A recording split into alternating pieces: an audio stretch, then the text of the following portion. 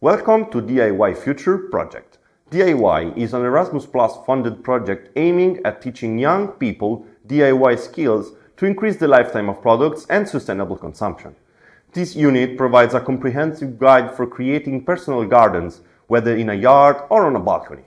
It emphasizes the accessibility of gardening and offers practical tips for selecting the right location based on sunlight, accessibility, and drainage. The module introduces key tools such as towels, pruning shears, and watering equipment while encouraging the use of creative solutions like vertical gardening and container planting for small spaces.